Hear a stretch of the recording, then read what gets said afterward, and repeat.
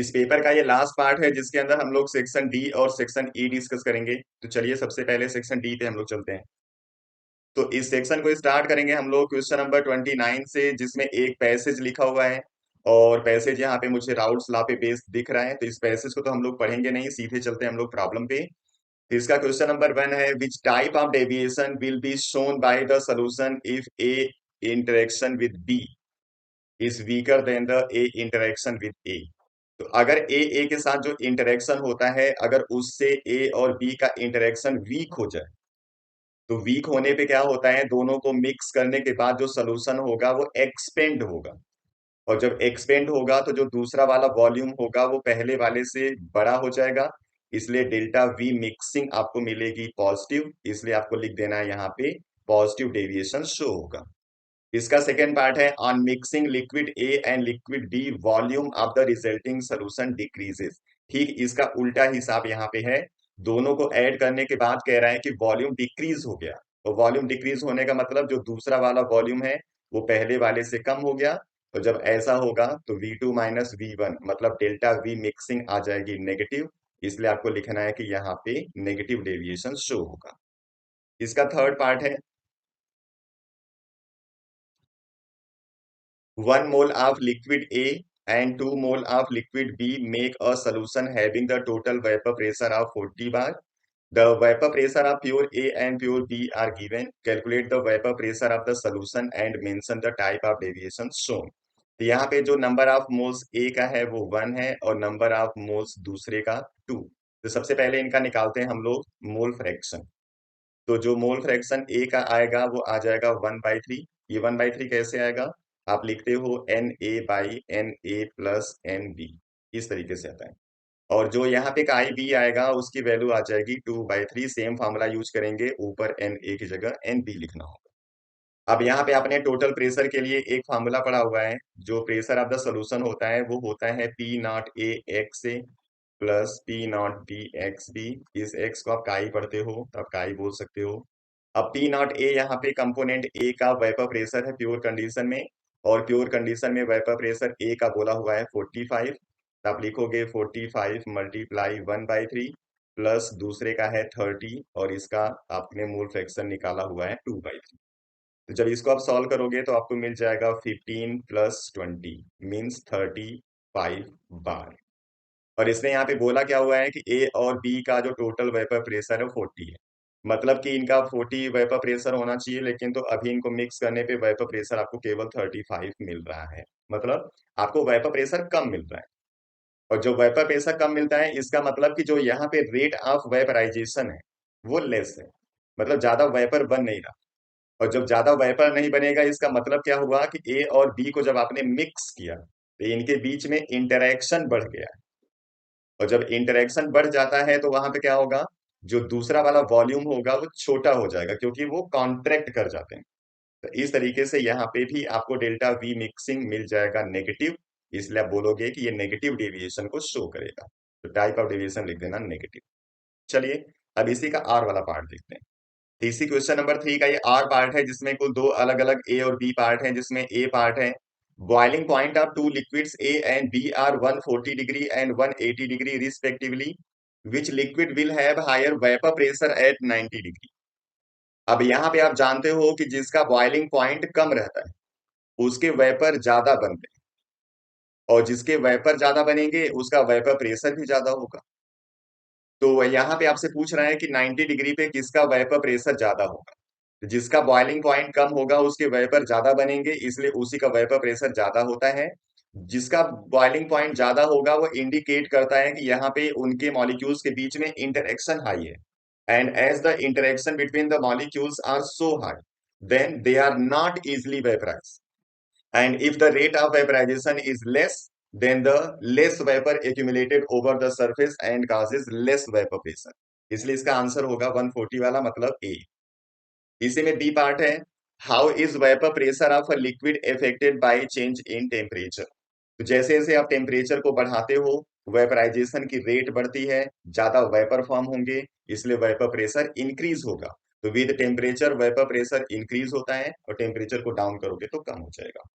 चलिए question number 30, यहाँ पे एक दूसरा पैसेज है, इस पे बेस्ड आपको आंसर लिखना है। ये पैसेज मुझे बायोमोलिक्यूल से दिख रहा है, तो बायोमोलिक्यूल के ऊपर यहाँ पे प्रॉब्लम्स दिए गए हैं जिनको आपको लिखना है। तो इसमें क्वेश्चन नंबर 1 है, draw the हैवर्थ structure of glucose. तो इसके स्ट्रक्चर के फॉर्मेशन का मैंने एक शॉर्ट वीडियो बनाया हुआ है, आप वहां से इसको देख सकते हो। अभी मैं आपको यहाँ पे फिर से एक बार एक्सप्लेन कर देता हूँ। जो ग्लूकोज हमारा होता है वो क्या होता है, 6 कार्बन की chain,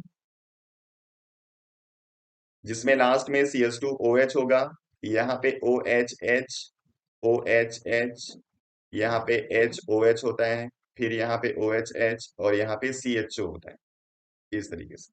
this one is the glucose. अब इसका हैवर्थ स्ट्रक्चर बताना है, मतलब कि रिंग स्ट्रक्चर। और रिंग स्ट्रक्चर फॉर्म करने के लिए हम लोग करते क्या है, ये जो 5th कार्बन का OH ग्रुप है, इसके H को ट्रांसफर कर देते हैं इस एल्डिहाइडिक ग्रुप के ऊपर।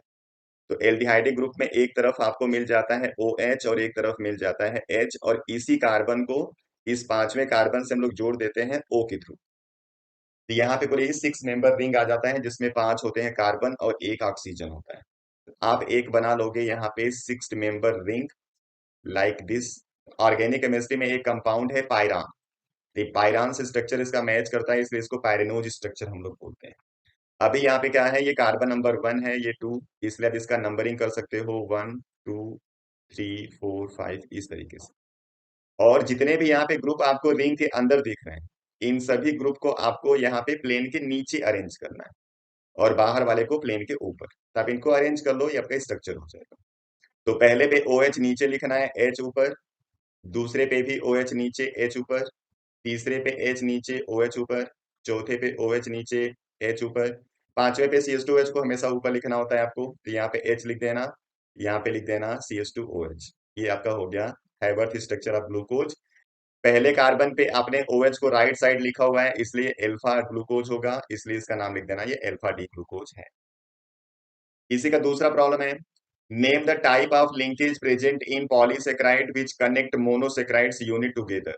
तो जब मोनोसेक्राइड्स यूनिट आपस में बाइंड होते हैं, तो उनके बीच में जो बॉन्डिंग होती है, उस बॉन्ड को हम लोग बोलते हैं ग्लाइकोसिडिक बॉन्ड। तो आपको लिख देना है यहाँ पे जो इंटरेक्शन होगा वो ग्लाइकोसिडिक होगा। इसी का आर वाला पार्ट है, what is the structural difference between starch and cellulose. Starch और सेलुलोज में स्ट्रक्चरल डिफरेंस क्या है। तो जो स्टार्च है वो अल्फा डी ग्लूकोज का पॉलीमर है, और जो सेलुलोज है वो बीटा डी ग्लूकोज का पॉलीमर है। एक डिफरेंस ये है। दूसरा, स्टार्च के अंदर 2 कंपोनेंट होते हैं, जिसमें एक एमाइलोज और एक एमाइलोपेक्टिन होता है। यहाँ पे 2 कंपोनेंट नहीं होते। तीसरा, जो यहाँ पे स्टार्च है, इसमें एक कंपोनेंट वाटर सॉल्युबल है, दूसरा कंपोनेंट वाटर सॉल्युबल नहीं है, मतलब कुछ ये वाटर सॉल्युबल हो जाएगा, ये वाटर सॉल्युबल बिल्कुल भी नहीं है। और जब ये वाटर सॉल्युबल होगा इस चार्ज, तो क्या करेगा, ये आयोडीन सोल्यूशन का जो टेस्ट है वो शो करता है, मतलब आयोडीन सोल्यूशन में ब्लूइश ब्राउन हो जाता है ये। और जो सेलुलोज है ये वाटर सॉल्युबल नहीं है, इसलिए क्या करेगा, ये आयोडीन टेस्ट देगा नहीं। जो स्टार्च होता है उसमें मोनोमर यूनिट कम बाइंड रहते हैं, और उसमें भी जो दो इसके पार्ट है उसमें एक स्टेट चेन होता है और एक ब्रांच होता है, लेकिन वो ब्रांच बहुत ज्यादा नहीं होता। यहाँ पे भी जो ब्रांचिंग होती है बहुत ज्यादा कॉम्प्लिकेट ब्रांचिंग इसके अंदर होती है। चलिए अगला, what happen when D glucose is treated with bromine water, right the reaction involve. जब आप डी ग्लूकोज को शॉर्ट में हम लोग इस तरीके से लिखते हैं, CHOH 4 टाइम्स एंड CH2OH। तो जब इसका रिएक्शन आप करते हो ब्रोमीन वाटर के साथ, तो इस CHO को ये कन्वर्ट कर देता है COOH में। यहाँ पे COOH बनेगा, दिस वन इज CHOH, और ये CH2OH। इसको हम लोग बोलते हैं ग्लूकोनिक एसिड। तो ये इसको ग्लूकोनिक एसिड में कन्वर्ट करता है, और ये प्रूव करता है कि जो यहाँ पे कार्बोनिल ग्रुप प्रेजेंट है वो एल्डिहाइड है, क्योंकि जो आपका ब्रोमीन वाटर है वो कीटोन के साथ रिएक्शन शो नहीं करता। तो ये presence of carbonyl group is aldehyde इसको प्रूव करता है। इसी में अगला है, right the reaction of glucose that confirm the presence of 5OH group in glucose. तो जब आप ग्लूकोज का रिएक्शन कर देते हो एसिटिक एंड हाइड्राइड के साथ, तो ये ग्लूकोज के साथ रिएक्शन करके बनाता है ग्लूकोज पेंटा एसीटेट। मतलब जहां जहां OH ग्रुप प्रेजेंट रहेगा वहां पे ये एसिटाइल ग्रुप आके अटैच हो जाता है। ये बन जाएगा CHO, ये CHO के साथ CO और CH3 आएगा 4 टाइम्स, और यहाँ पे भी आ जाएगा CH2OCOCH3। इसी को हम लोग ग्लूकोज पेंटा एस्टेट बोलते हैं और ये इंडिकेट करता है presence of 5OH group in the glucose. ये हो गया इसका। अब चलिए हम लोग सेक्शन ई पे आ गए हैं। सेक्शन ई में क्वेश्चन नंबर 31 है, कंप्लीट द फॉलोइंग रिएक्शन। यहाँ पे कुल 3 रिएक्शन दिए गए हैं। जब किसी भी कार्बोनिल ग्रुप का रिएक्शन कराते हो आप अमोनिया डेरिवेटिव के साथ, और अमोनिया डेरिवेटिव में अगर यहाँ पे हाइड्रोजन रिप्लेस रहेगा OH से, इसको हाइड्रोक्सिल अमाइन बोलते हैं, जो इसके साथ रिएक्शन करके बनाता है ऑक्सिन। तो यहाँ पे ऑक्सिन फॉर्म होगा। आपको इस अमोनिया डेरिवेटिव के रिएक्शन में करना कुछ नहीं होता, जो N के साथ H2 होता है और कार्बोनिल कार्बन का जो O होगा उसको वाटर के फॉर्म में बाहर करना है, और कार्बोनिल कार्बन को इस N के साथ अटैच करना है डबल बॉन्ड के थ्रू। तो इसका जो प्रोडक्ट आएगा उसमें क्या आ जाएगा, यहाँ पे साइक्लिक चेन बनाना है, यहाँ पे कार्बन डबल बॉन्ड के साथ अटैच होगा नाइट्रोजन से, ये OH रहेगा। This one is the auxin. ये पहले का आंसर है। दूसरे में आपके पास एक एल्डिहाइड है और इसका रिएक्शन कंसंट्रेट NaOH के साथ हो रहा है। जब कंसंट्रेट NaOH आ जाएगा तो आपको एक बार चेक करना होगा, यहाँ पे एल्फा हाइड्रोजन नहीं होगा, और जब ये एल्फा हाइड्रोजन नहीं होगा तो ये कैनिजारो रिएक्शन है, जिसमें इसके दो मॉलिक्यूल रिएक्शन करते हैं तो एक बनाता है इसका एल्कोहल। तो इसका एक एल्कोहल बना दो, बेंजीन पे हो जाएगा CH2OH, और एक इसी के एसिड का सोडियम सॉल्ट बन जाएगा। तो एक बेंजीन का एसिड मतलब बेंजोइक एसिड, उसी का सोडियम सॉल्ट। ये दो प्रोडक्ट आएंगे सेकंड वाले के। थर्ड वाले में आपके पास एसिड है जिसका रिएक्शन कराना है Cl2 रेड फास्फोरस के साथ। तो इसके साथ रिएक्शन कराने पे होता क्या है, ये OH हटता है और यहाँ पे Cl अटैच होगा, ये बन जाएगा एसिड क्लोराइड मीन CH3COCl। ये इसका प्रोडक्ट होगा। इसमें बी पार्ट कह रहा है, arrange the following compound in an increasing order of their properties as indicate. तो पहले में है acetaldehyde, acetone, methyl, tertiary butyl ketone. इन तीनों को अरेंज करना है on the basis of reactivity towards HCN। चलिए पहले तीनों का स्ट्रक्चर बनाते हैं। एस्टेल्डिहाइड मतलब हो गया CH3COH, एसीटोन आप समझ रहे हो CH3COCH3, and the third one is methyl tertiary butyl ketone. CH3 ये टर्शियरी होना चाहिए, फिर ये कीटोन भी होना चाहिए, इस तरीके से। तो कह रहा है इनका HCN से जो रिएक्शन होगा तो उसका ऑर्डर क्या होगा। तो ये एडिशन रिएक्शन शो करता है, मतलब इसका CN वाला पार्ट आता है इस कार्बन के ऊपर, और जो H वाला पार्ट है वो इस O के ऊपर आता है, और इस तरीके से बनता है साइनोहाइड्रिन। तो जब CN यहाँ पे कार्बन पे आएगा तो कार्बन के आसपास कोई बल्कियर ग्रुप नहीं होना चाहिए, क्योंकि यहाँ पे दो इफेक्ट काम करते हैं, एक इलेक्ट्रॉनिक इफेक्ट और एक स्टेरिक हिंड्रेंस। तो स्टेरिक हिंड्रेंस होने से एडिशन रिएक्शन की रेट कम हो जाती है। तो आपको चेक करना है कार्बोनिल कार्बन के पास कहाँ पे बल्कियर ग्रुप सबसे कम है, उसकी रिएक्टिविटी सबसे हाई होगी। तो इस वाले में केवल एक ग्रुप लगा हुआ है, एक हाइड्रोजन है, तो इसकी रिएक्टिविटी फास्ट रहेगी। यहाँ पे दो ग्रुप रख गए हैं तो रिएक्टिविटी थोड़ी सी इसकी कम रहेगी। और इस वाले में भी ग्रुप दो ही लगे हैं, लेकिन ये और ज्यादा बल्कियर ग्रुप हो गया, इसलिए इसकी रिएक्टिविटी सबसे स्लो रहेगी। तो सबसे फास्ट रिएक्शन ये शो करेगा, सेकेंड नंबर ये, थर्ड नंबर ये।